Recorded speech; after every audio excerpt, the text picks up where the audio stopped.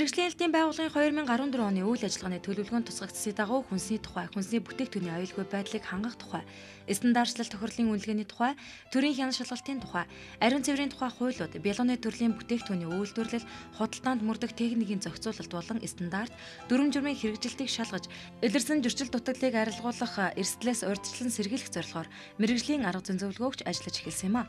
Түүнчлэн хүнсний бүтээгдэхүүн үйлдвэрлэгч аж ахуйн нэгжүүд болон бялууны төрлийн үйлдвэрлэл эрхлэгчдийг шалгах хяналтын хуудсанд 1.4 кодтой кремтэй бүтээгдэхүүний үйлдвэрлэлд зөвлөгөө өгсөн байна. Шинэ жилийн баярыг өргөн цар хүрээтэй тэмдэглэдэг манай улсын хувьд 12 дугаар сард бялууны худалдаа эрс нэмэгддэг. Тэгвэл үүн дээр мэргэжлийн ялтын ерхий газар, нийслэлийн мэргэжлийн ялтын газраас дараах зөвлөмжүүдийг иргэн болон аж ахуйн нэгжүүдэд хөрвүүлж байна. За жил болгон одоо мэргэжлийн ялтын байгууллага бас шинэ жилтэй холбогдолтой урсын сэргийлэх хяналт шалгалтыг зохион байгуулж ажилладаг. За энэ жилийн хувьд бол жоохон онцлогтой байна. Яагаад гэвэл Монгол улсын ерөнхий сайдаас бол мэргэжлийн ялтын байгууллага мэргэжлийн ялтын хяналтын тухай хууль одоо гартал одоо мэргэжлийн ялтын байгууллагын төлөвт болон төлөвт хяналт шалгалтыг зогсоох хэмжээг өгсөн байна. За гисэн хэдий ч гэсэн одоо аж ахуйн байгууллагад иргэдээс ирж байгаа өргөдөл гомдлын хүрээнд бол хяналт шалгалтыг хийгдэж ажиллаж байна. За энэ жил бид бол одоо аж ахуйн байгууллагуудаа дүүргүүдийн мэргэжлийн ялтыг хэлцээр дамжуулж худалдаа үйлчлэгээ явуулдаг бүх аж ахуйн байгууллагуудад хамруулж зөвлөмжүүдийг хүргэж байна. За зөвлөмжийг бол одоо бас цаасаар болон мөн одоо цахим хэлбэрээр мөн одоо хэд мэдээллийн байгууллагатай хамтарч одоо бас мэдээллүүдийг тараад сэрэмжлүүлэг өгч байгаа. Ерөнхийдөө бол энэ шинжилтэй холбогдлолтой хэд хэдэн зөрчлүүд өмнөх онд бас гарч ирсэн юмуд байдаг. Тэрэн дээр бол бас тулгуурлаад зөвлөмжөө бол бас боловсруулж өгч байгаа. Шинэ жилээр бол нийтийн хоолны чиглэлээр бол одоо хамгийн онцлогтой баяр учраас олон нийтийн одоо цэнгүүн арга хэмжээнүүд шинэ жилийн одоо зохион байгуулалт одоо арга хэмжээний зохион байгуулагддаг. За энэ дээр бол мэдээж нийтийн хоолны газруудын одоо хоол үйлдвэрлэлийн одоо ажиллагаач байдаг юм уу? За мөн одоо бараа бүтээгдэхүүний чанар айлгүй байдалд ч байдаг юм уу? Татан авалт дээр ч байдаг юм уу? Онцгой анхаарч ажиллах хэрэгтэй. За энийг бол мэдээж энэ аж ахуйн байгууллагуудынхаа одоо бизнес эрхлэгч байгаа хүмүүст бол зөвлөмжийн чанартай өгч байгаа. Монгол Улсын засгийн газрын 2011 оны 311 тоо тогтоолоор батлагдсан аж ахуйн нэгжийн үйл ажиллагаанд дотоод хяналт шалгалтыг зохион байгуулах нийтлэг журмын дагуу өөрийн үйл ажиллагаанд тохирсон журам боловсруулж дотоодын хяналтыг эрчимжүүлэх ёстой гэж тусгасан байгаа. Энэхүү тогтоолыг үндэслэн шинэ жилийн баярын өдрүүд үргэлжилж байгаа энэ цаг үед мэргэжлийн хяналтын ерхий газар, нийслэлийн мэргэжлийн ялтын газар, албан байгууллагуудын хүлээн авалт үйлдвэрлэл үйлчилгээний газруудад дараах шаардлагуудыг хангаж ажиллах тухай зөвлөмжүүдийг хүргүүлсэн байна. Хоол үйлдвэрлэлд хэрэглэх хүнсний түүхийд болон бэлэн бүтээгдэхүүний хадгалалт тээвэрлэлтийн үеийн дэглэм нормативыг мөрдөн хүнсний бүтээгдэхүүний аюулгүйн баталгаажлалтыг хангаж лабораторийн сорьцын дүн гаргуулсан хүнсний бүтээгдэхүүн хэрэглэх. Түргэн гэмтэж муудах хүнсний бүтээгдэхүүний хүлээн авалт тээвэрлэлт хадгалалтанд онцгой анхаарах. Түүхийн эдийг гаднаас хүлээн авч хадгалалтын горимыг сайтар баримталж бүтээгдэхүүний дэглэм хугацааг баримтлан ажиллах. Хүлээн авалтын хоолны зэсийн дагуу хоол тус бүр технологийн карт гарган баталгаажуулж, хоол үйлдвэрлэлийн технологийн горимыг чанд мурдаж ажиллах, бэлэн болсон бүтээгдэхүүн хоолноос дээж авч он сар өдөр хоол үйлдвэрлэсэн тогоочийн нэрийг тусгай бүртгэл бүртгэж, нэмэх 6 градусын хэмтээх өргөх төхөөрөмжөнд хадгалж 48 цагийн дараа устгаж бүртгэлд хөтлөж хэвших. Ажлагчдын эрүүл мэндийг урьдчилан сэргийлж үзлэг шинжилгээнд бүрэн хамруулах зэрэг хоол үйлдвэрлэлийн болон үйлчилгээний газруудад дээрх зөвлөмжүүдийг хүргүүлэн ажиллаж байна. Мөн түншлэг худалдаалтан дээр бас онцгой анхаарахгүй болохгүй байна. Шинэ жилиг бол одоо бялуугаар төсөөлөх аргагүй. Тийм учраас одоо бялуу маань өөрөө бол түргэн мод бүтээгдэхүүн, эрсдэлтэй бараа бүтээгдэхүүн байдаг учраас бараа бүтээгдэхүүнээ одоо хөдөлж авах сонголтоо хийхээс авахгүйгээд за тухайн одоо аж ахуйн байгууллага бараа бүтээгдэхүүн одоо бялууг үйлдвэрлэх болон худалдаалах үйл ажиллагаанд бас онцгой анхаарах хэрэгтэй байна. Одоо шинэ жил болтож байгаатай холбогдуулан мэдээж нөгөө манай иргэд маань бялууг бол өргөнөөр хэрэгэлдэг цаг үе гэж хэлж болно. Тэгэхээр энийг бас хэрхэн яаж сонгож авах хэрэгтэй гэдэг юм бэ? Хадгалтын горимыг бас иргэд маань төдийлөн сайн мэдгүй байгаад байна уу та гэсэн тийм сэрэмжлүүлэг зөвлөмжүүдийг бас хөрвүүлэх. За ер нь бялууны төрлийн бүтээгдэхүүнийг одоо мөрддөг стандарт гэж би мөн одоо бялууны төрлийн бүтээгдэхүүний үйлдвэрлэл худалдаанд мөрддөг техникийн зохицуулалт гэж байдаг.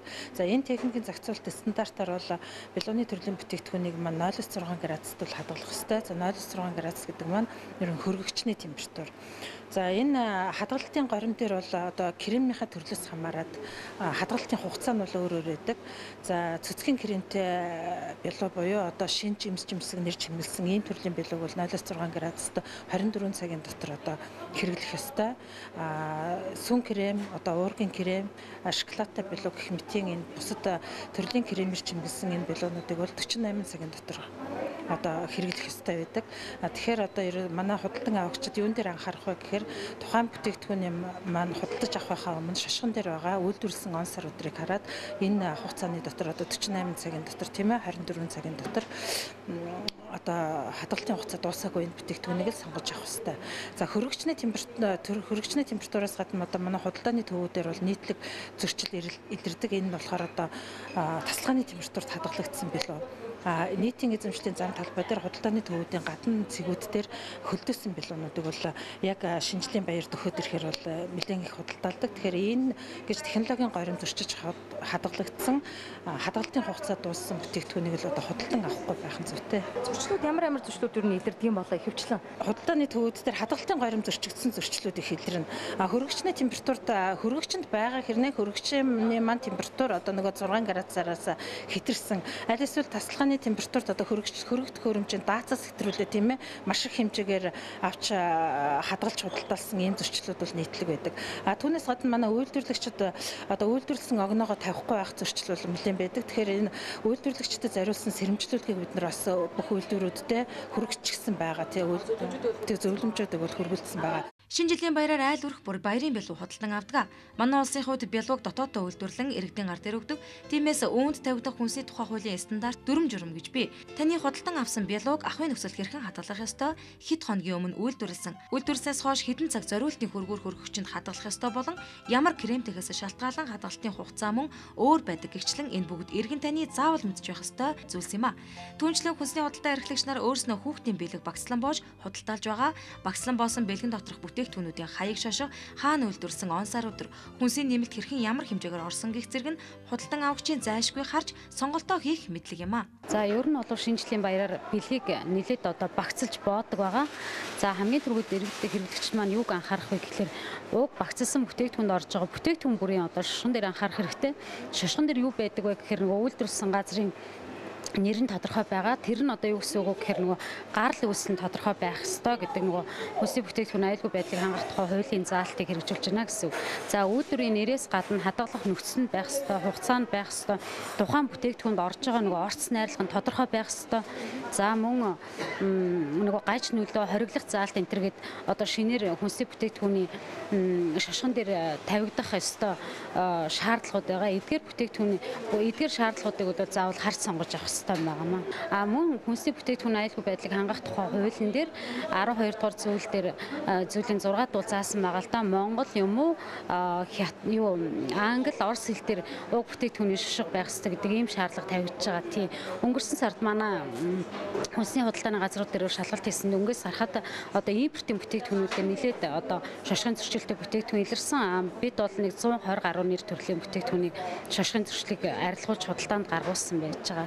Нэгж одоо худалдааны байгууллагуудад зөвлөмжүүдийг хүргэж байгаа. Тий, ер нь бол бүх хүнсний худалдааны байгууллагуудад одоо манайх бүх чиглэлээр зөвлөмжүүдийг хөргүүлэн ажиллаж байгаа. Зөвхөн хүнсний худалдаа гэхгүйгээр бас нөгөө пиротехникийн хэрэгслийг худалдаалах одоо тал дээр бас анхааруулах юм зөвлөмжийг хүргэж ажилласан байж байгаа. Нийслэлийн нутаг дэвсгэр соёл урлаг худалдаа үзэр үйлчилгээний чиглэлээр үйл ажиллагаа явуулж байгаа төрийн болон төрийн бас байгууллагууд аж ахуйн нэгжүүдийн барилга байгууламжинд пиротехникийн хэрэгсэл ашиглан салют гэрэл үзүүлэлт зохион байгуулахгүй байхыг мөн анхааруулсан байна. Сүлд модоо 12 вольтны хүчтэлтэй зориултын гэрлэн чимэглэлээр чимэж хүчтэл дамжуулах утсыг дүрмийн дагуу холболт хийх ёстой.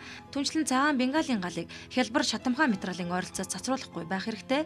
Учир нь ориглуурт гэрэл цацрах бодис динамит нь 25 секундын хугацаанд бүрэн ажиллаж 1 м 6 см-ийн өндөрт гэрэл цацруулдаг байх юм. Ингэсний дараа суурийн чөлөөт шаталт нь 6 секунд орчим үргэлжилдэг болохоор уг бүтээгдэхүүнийг өрөө тасалгаанд хэрэглэхийг хориглон анхааруулад байна. Бүтээгдэхүүн авч хэрэглэнэ гэдэг бол одоо тухайн хэрэглэгчийн одоо нөгөө ухаалаг зөв сонголтоос маш шалтгаалдаг. Тийм болохоор буух эзэнтэй одоо буцах газартай мөн одоо дотоод хяналтаа сайн хэрэгжүүлдэг иймэрхүү газруудаас одоо бэлгээ худалдаж аваарай л гэж зөвлөмөр байна. Өнөөдрөөс эхлээд ер нь одоо 12 сарын 15-наас 31-ний хүртэлх одоо хачаалттай байдаг худалдааны жуулмж тгний цагууд. Тийм учраас энэ одоо засгийн газраас баталсан одоо 311 дахь тогтоолоор батлагдсан энэ дотоод хяналтын журмыг одоо баримталж ажиллаарай гэдгийг одоо бас энэ нотлоо үйлчлэгээ эрхэлдэг аж ахуйн байгууллагуудад хэлье. За дээрэс нь энэ одоо оддоо үйлчлэгээр одоо үйлчлүүлдэг иргэд аж ахуйн иргэдэд маань бас анхааруулах хэрэгтэй байна. Иргэд өөрсдөө бол одоо энэ бүтээгдэхүүний чанарыг одоо тодорхойлох гол одоо субъект тийм учраас иргэд маань бараа бүтээгдэхүүн хөдөлж авахдаа бараа бүтээгдэхүүн үйлчлүүлэхдээ тухайн одоо хоол үйлчлэгээний газар үйлчлүүлэхдээ бол энэ өөрсдөө одоо онцгой анхааралтай байх энэ одоо болшгүй эрсдлээс одоо урьдчилан сэргийлэхэд бол энэ иргэд өөрсдийнх нь одоо гомсор нөлөөлөй шүү. Тийм учраас иргэд маань энэ дээр онцгой анхаарч одоо бараа бүтээгдэхүүн сонголтын дээр энэ үйлчлэгийн дээр онцгой анхаарч багаарай гэдгийг хэлээ. Ингээд 2015 он шинэ жил гарч байгаа. Та бүгд цөмөрөнд нь эрүүлэг сайн сайхан мөн өсөөрэй. Ийхүү мэргэжлийн хэлтийн цаг энэ удаагийн дугаартаа иргэд шинэ жилийн баяртаа өргөнөөр хэрэглэдэг хүнсний бүтээгдэхүүн болон хэрэглэлүүдэд анхаарах ёстой зөвлөмжүүдийг хүргүүллээ.